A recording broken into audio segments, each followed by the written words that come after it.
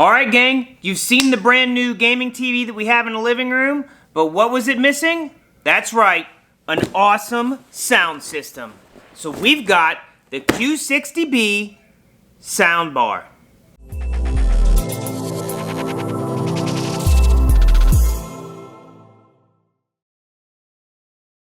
Alright, so we've got the brand new 4K Q60B Samsung Television.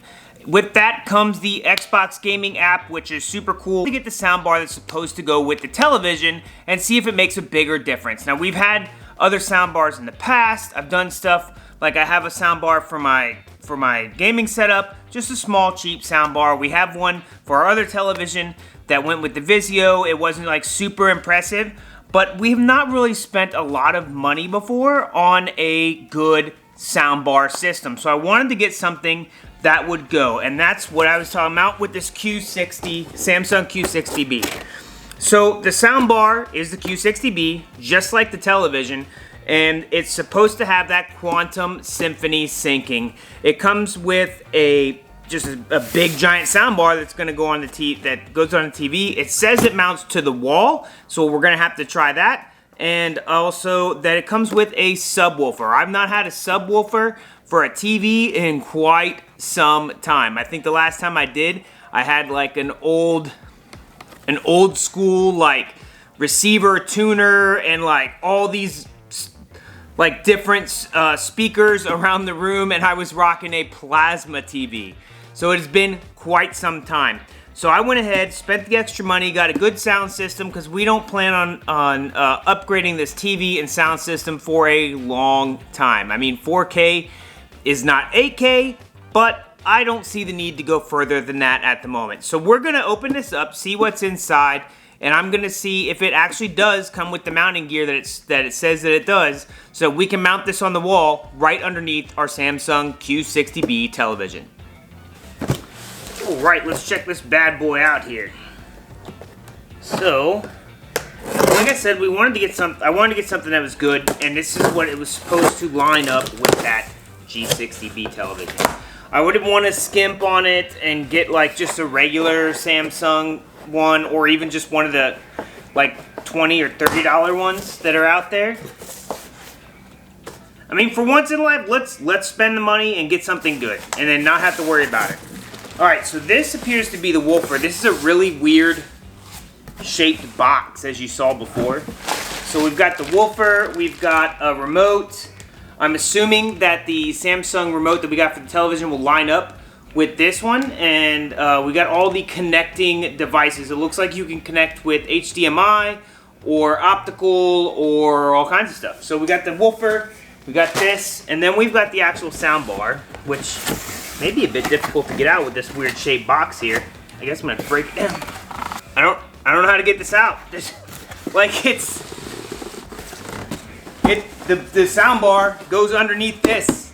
I mean, I guess I just break it. All right, let's rip it apart, I guess. Okay, so I guess we open it like this.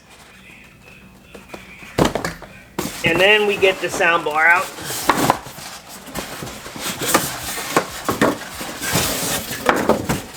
Alright, so this is a rather, there's nothing else in the box.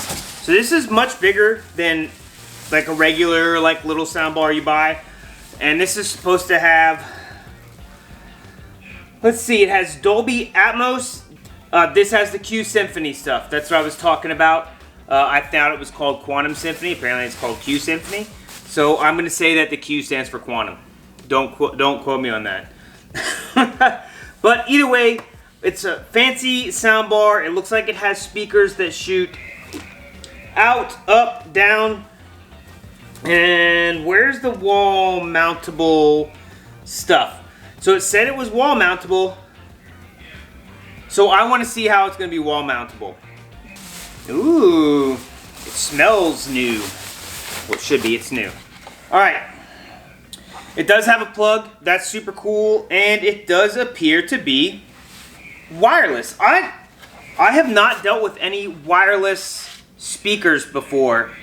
outside of like the little ones that hook up to your Bluetooth phone. So this will be interesting. I want to see how well this works wirelessly. If it actually picks up fast enough and puts out the bass like it's supposed to, or if it's gonna actually be having kind of latency issues. So we'll check that out too. And then let's check out what's in this this bag here. Maybe it'll have instructions for mounting. If not, this may be a video that gets done later, like a second part of the video of me actually putting it onto the wall with some type of device. All right, we've got the little controller. Looks almost exactly like the television controller, so that's gonna be interesting. Okay.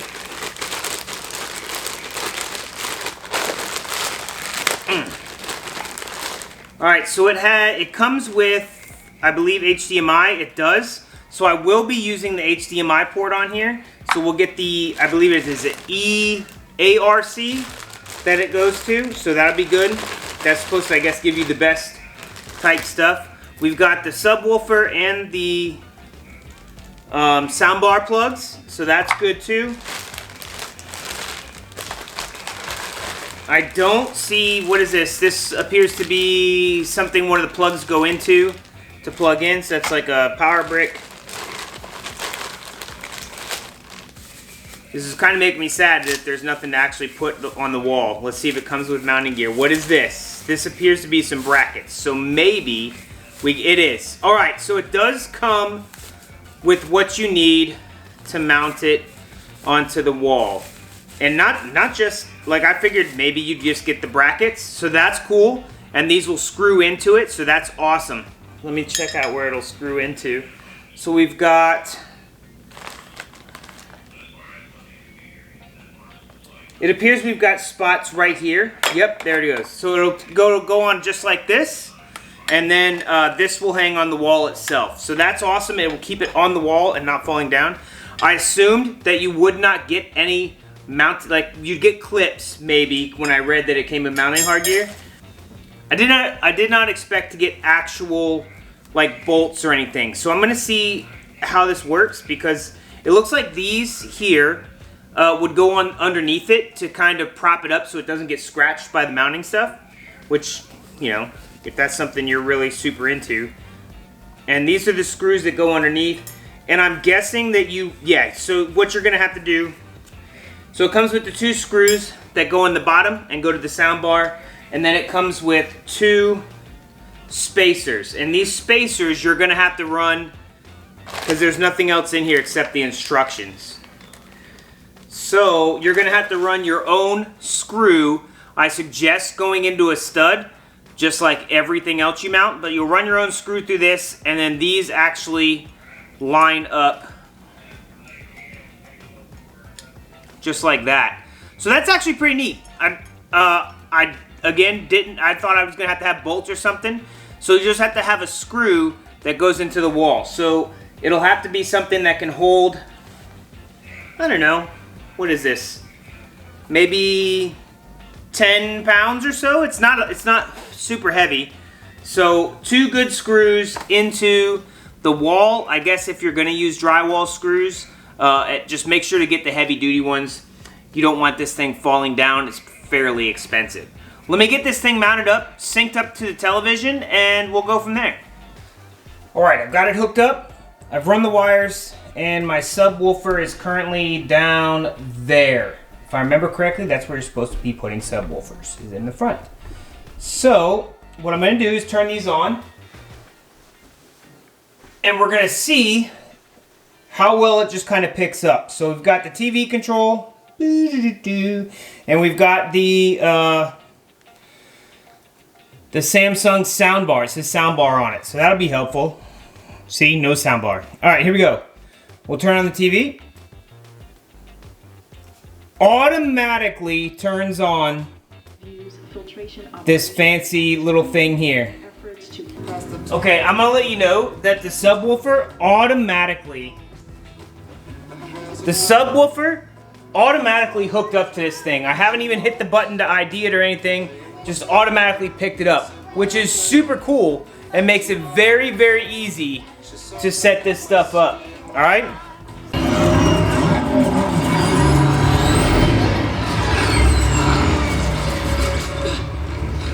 What were you? All right, I'm gonna put this on 30, and when I do that, I want to show you the difference between the sound bar being on and the television on. Right now, the sound bar is on, so if we wanted to turn it off, I'm just gonna switch sources. It's not gonna have anything pick up.